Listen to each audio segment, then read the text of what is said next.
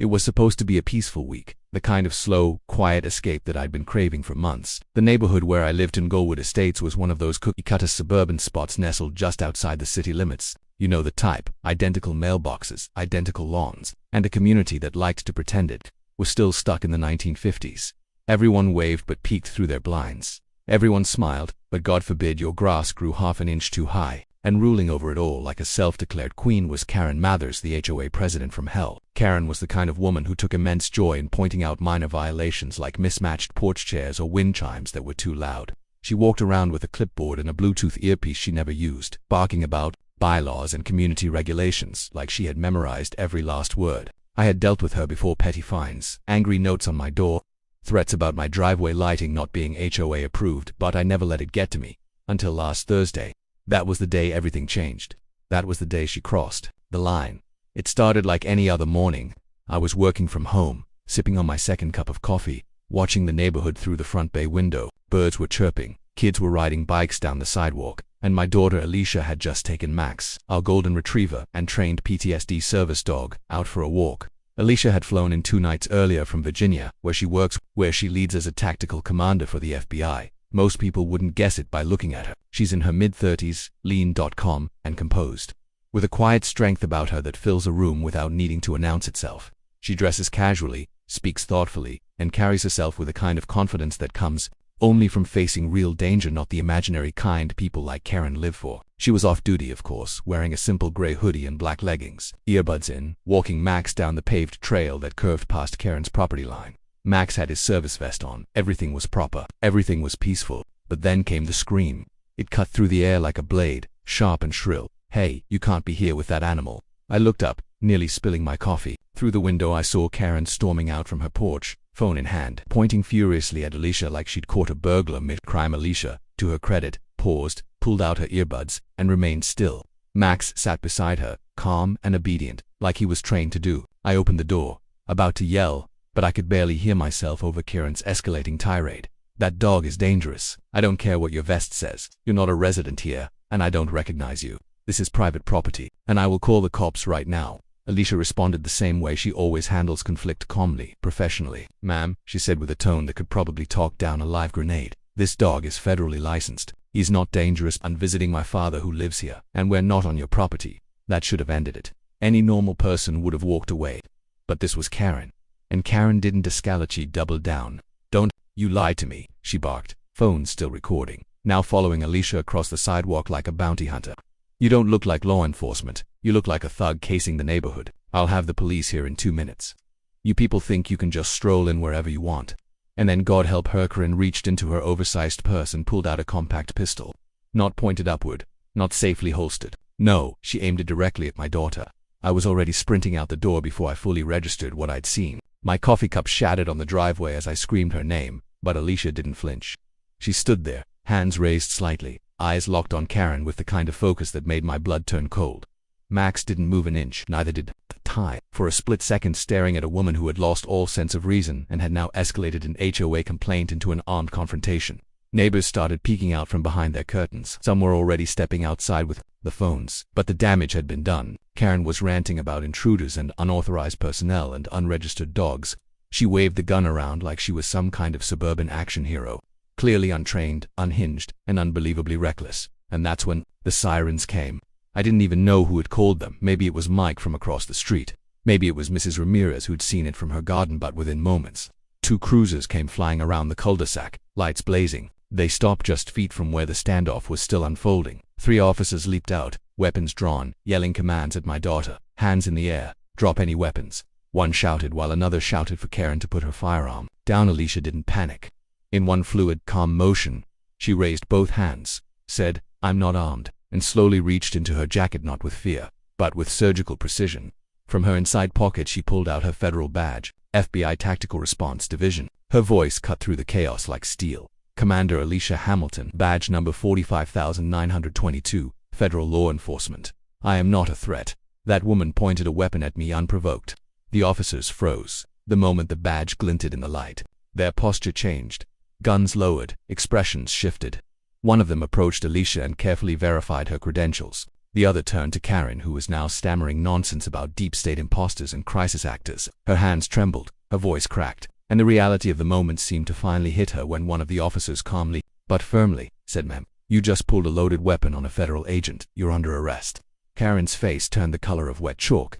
She tried to argue, sputtering about property rights and HOA rules, but no one was listening. Anymore, her gun was confiscated. Her phone still recording was seized as evidence. Cuffs were placed around her wrists, and just like that, the woman who had spent years terrorizing our neighborhood with passive-aggressive threats and written complaints was placed in the back of a squad car, her world collapsing around her. The neighborhood stood silent. People had come out of their homes by now, some filming, some in shock. The HOA board members stood awkwardly on the sidewalk, unsure whether to defend their queen bee or pretend they'd never supported her. I stood by Alicia, who patted Max's head as if nothing had happened. She looked at me, eyes calm. "You okay, Dad?" she asked. I nodded, still trying to catch my breath. "I should be asking you that." She just smiled. This was quieter than our last raid in South Carolina. The officers apologized profusely. They offered Alicia any assistance she needed and promised full cooperation with whatever legal steps she chose to take. And Karen, she sat behind tinted windows yelling that she was being targeted by the FBI for speaking the truth. The irony was almost laughable. I looked around at the neighborhood I once thought was too quiet to ever make the news.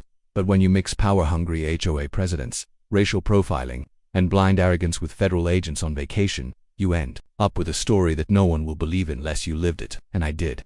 Every damn second. By the next morning, word of what happened had spread like wildfire across the entire neighborhood. You'd think someone had spotted Bigfoot at the community pool or caught aliens watering the hedges. Everyone had seen the video. You know, the one Karen filmed herself. The one where she's screaming at my daughter and waving a pistol like she's Dirty Harry in yoga pants. It went from the HOA group chat to Nextdoor, to Facebook, and eventually ended up on Twitter, where it didn't take long for someone to recognize the quiet, poised woman in the hoodie as Commander Alicia Hamilton of the FBI's Tactical Response Division. The story went viral in under 12 hours. Karen, unsurprisingly, wasn't answering her phone, her door, or her emails. She'd been released on bail the night before her husband, Mitch, had apparently forked over the money and looked like a man who wished he'd just kept driving the moment he said "I do" 30 years ago. By that afternoon, an emergency HOA board meeting was scheduled, and I was invited not out of courtesy, but out of fear. The HOA wasn't just dealing with an unruly president anymore. They were staring down the barrel of a federal lawsuit, and they knew it. I walked into the meeting that evening with Alicia by my side, not in uniform, but just her presence was enough to turn the room into a cathedral. You could hear the sweat dripping off some of these people, especially Denise, the HOA treasurer, and Greg Simmons, the guy who always seconded every motion Karen ever made like her loyal court jester. They didn't even make eye contact. The meeting opened with Harold, the HOA vice president, nervously clearing his throat and reading a prepared statement. "We deeply regret the incident that occurred yesterday, and are working with local authorities to ensure appropriate action is taken." That was it. No apology. No acknowledgement that their president had brandished a weapon and threatened a decorated federal agent. Alicia stayed quiet. I, on the other hand, wasn't feeling diplomatic.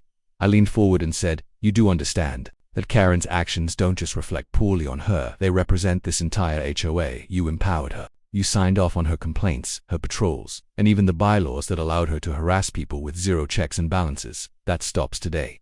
Silence, except for someone coughing into their elbow. I could see the wheels turning in Harold's head.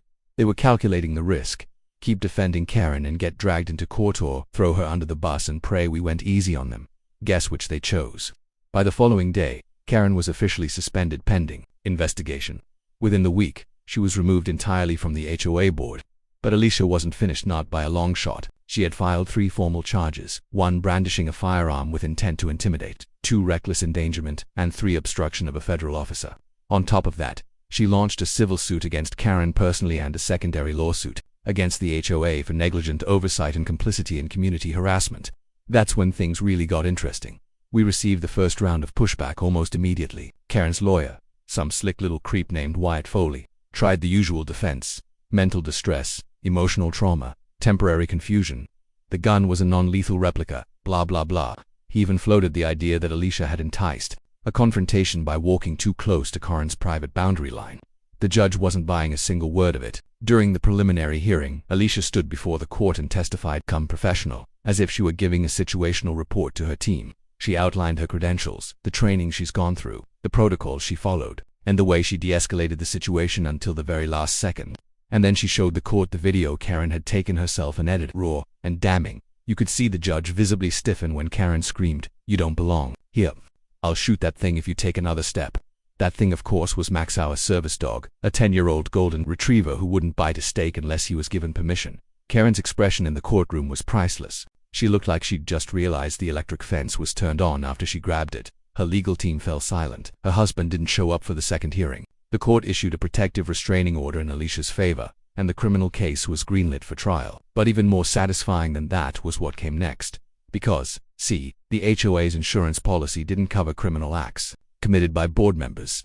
That meant every legal cost tied to the lawsuit, every settlement, every hour of legal consultation, it would have to be paid out of pocket or worse, through a special community assessment. That sent the board into a tailspin. Residents were livid. You'd see people in front yards yelling at one another like it was a reality show. Flyers started appearing on doors calling for a total board recall. People who had defended Karen for years were now claiming they never really liked her, and that they had no idea she was unstable. Please, she once fined a widow $200 because her Halloween pumpkins were out of season. The civil suit proceeded quickly thanks to the clarity of the evidence. Alicia's attorneys were relentless, precise, and polite, much like her. They argued that the HOA knowingly enabled Karen's behavior through unchecked power, failed to establish a complaints review process, and allowed armed patrols by untrained individuals on public access sidewalks. When the opposing counsel tried to argue that Karen acted independently, Alicia's team produced emails and meeting notes showing how Karen had gotten approval for community watch patrols and even purchased her handgun with funds from the HOA's discretionary budget. That, my friends, was the nail in the coffin. The HOA settled fast, 6 figures fast. The agreement included an overhaul of their policies, removal of 3 board members including Greg the lapdog, and the hiring of a third-party ethics auditor to prevent future abuse. Karen, however, still had to face the music in criminal court, and when the trial came around, the courtroom was packed. News vans outside, neighbors inside, even a few of Alicia's FBI colleagues came to observe. Karen's defense was pitiful. "I felt threatened," she claimed. She wasn't wearing a badge. I was defending the community. But the moment the prosecution replayed the footage, highlighting Karen's aggressive stance, her rants, and the fact that Alicia never even raised her voice, the jury didn't take long. Guilty on all 3 counts. She received 18 months probation, was required to surrender her firearm permanently, and had to attend mandatory anger management classes and diversity training. And she's now on the FBI's civilian watch list, meaning any future interactions with federal personnel are flagged and reported. In short, Karen's reign of terror was over. Funny thing is, even after all that, she tried to save face. She posted a video online saying she was targeted for standing up to tyranny and protecting American values. The video had more dislikes than views in 48 hours, and even the most right-leaning HOA sympathizers abandoned her cause after it was revealed she'd filed dozens of racial profiling complaints against neighbors in the last 2 years, and of which ever held up. She was a ticking time bomb, and Alicia just happened to be the one with enough experience and calm to survive her detonation without blinking. By the end of it all, Karen moved out. Her home sold for a fraction of its worth. No one wanted it. It sat on the market for 5 months before someone finally offered cash, with the clause that the previous occupant had no return rights. The HOA, it's different now. Quiet, humbled. A new board was elected, one that promised transparency, respect, and actual human decency. As for us, Alicia stayed for another week, just long enough to help me fix up some fencing, play a few rounds of backyard cornhole, and laugh at the absurdity of it all. We never expected a vacation to turn into a federal incident. But if there's one thing I learned from my daughter, it's that strength doesn't always come from size or shouting. Sometimes the most dangerous person in a neighborhood is the one who's calm under pressure, knows exactly who they are and isn't afraid of some entitled woman with a clipboard and a concealed carry permit. For a few brief weeks after the dust settled, I thought life might finally return to normal. The HOA was rebuilding under a new board. The neighbors were suddenly a lot more polite, and Karen Mathers had been exiled, her name muttered only in hushed tones, like some ghost who haunted the bylaws but was no longer welcome among the living. Alicia, meanwhile, had gone back to Virginia. She didn't leave in a storm of glory or fanfare, just a quick hug and a call me if Max acts weird. That's her quiet resolve, always moving forward. But the impact she left on Tanglewood Estates was anything but quiet. And despite everything, we weren't quite finished with Karen yet. It started 2 weeks later when I got a call from a reporter with the local news asking if I'd be willing to comment on the incident involving the former HOA president and your daughter, the federal agent. I had expected the video Karen filmed her meltdown, the gun, the arrest, to spread across social media, but now it had reached national news outlets. CNN picked it up, so did MSNBC. Fox ran it under a very different headline. Overzealous HOA leader versus deep state muscle, but even that couldn't spin the footage in Karen's favor. The body cam footage, court documents, and Alicia's calm response became textbook examples of proper protocol under stress. The FBI released a quiet internal commendation, acknowledging Alicia's restraint and professionalism in a moment that could have ended very differently. She didn't ask for recognition, but she got it anyway. Within weeks, she was promoted officially into a new leadership position in counterintelligence operations. Not bad for someone who just wanted a peaceful walk with her dog on vacation, but here's the kicker. Just when we thought Karen was done, when she'd vanished into the shadows of the HOA blacklist, she reappeared. Like a raccoon you thought was finally gone until it clawed back through the attic vent. She emerged with one final desperate attempt at revenge. It came in the form of a letter certified mail addressed to Alicia and myself. The envelope was thin, but inside was a 10-page rant, disguised as a cease and desist letter from Karen's new attorney. In it, she claimed defamation, emotional trauma, loss of community standing, and the alleged destruction of her professional real estate consulting business. She demanded a full public apology, a retraction of all statements made to the press, and monetary compensation for reputational damages. Her new lawyer, if you could call him that, had a Hotmail email address and a spelling mistake in the letterhead. Alicia flew in the next weekend. She read the letter once and actually laughed out loud. She really thinks I'll apologize for not letting her shoot me, she said, holding the pages like they were bathroom tissue. I told her we could ignore it, but Alicia wanted to respond, not because we were threatened, but because people like Karen need to understand something critical. Consequences don't vanish just because they're inconvenient. So Alicia drafted a reply. It was short, surgical, and devastatingly polite. She declined all demands, reminded Karen of the criminal charges and civil judgments already decided in court, and added one last touch: a copy of the restraining order that would be renewed every year indefinitely. She sent it back with tracking. I thought that would be the end of it, and legally it was, but karma has a flair for drama. 3 months later, I got a call from a realtor I knew through a friend. He was laughing so hard he could barely speak. Turns out Karen had tried to move to counties over and restart her life as a community real estate coordinator. She failed to mention her criminal record, or the fact that she'd been the subject of a viral FBI incident. Her new HOA board ran a basic background check. Within 48 hours, they not only rejected her application, but forwarded the footage and court transcripts to the state licensing bureau. Her real estate license was suspended indefinitely. Apparently, threatening to shoot a federal agent was a minor detail she'd left off her resume. By the end of the year, Karen had been effectively blacklisted from every HOA-related board, job, and agency in the region. And if she ever tried to host a community barbecue or neighborhood watch meeting again, someone would probably call security just for the irony. The neighborhood changed after that, slowly but noticeably. The new HOA board focused on community events, transparency, and reversing the tyrannical tone Karen had enforced for years. People actually talked to each other at grand front porches that used to be silent, were full of laughter and dogs and kids and music. We even hosted a block party where Max wore a little vest that said neighborhood hero. Someone made a joke that we should elect him as president. Honestly, I would have voted for him over half the people on the ballot. Alicia came back once more during the holidays. She was quiet about the promotions and medals, but I noticed her co-workers treated her a bit differently when they sent her messages. There's a certain weight in being someone who never needed to prove herself but did anyway, without shouting, without violence, and without backing down. One night we sat out on the porch, hot cider in hand, Max asleep at our feet, and I finally asked her, was it worth coming back? Taking all this on, she looked at me and nodded. Yeah, because if I didn't, she would have pulled that gun on someone else one day. Someone who couldn't handle it.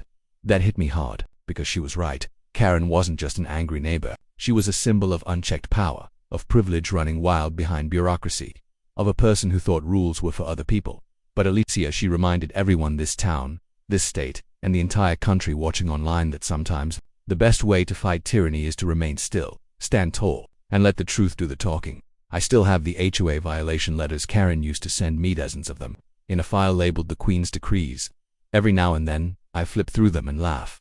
Fines for grass height, warnings about my garbage bin being visible to passerby, a citation because Max barked once at a squirrel. All of it feels like relics from another life, one ruled by fear and silence. That life's over now, and if there's one thing I know for sure, it's this: never, ever underestimate a woman walking a service dog. She might just be the most dangerous person in the neighborhood, and you might be seconds away from learning that the hard way.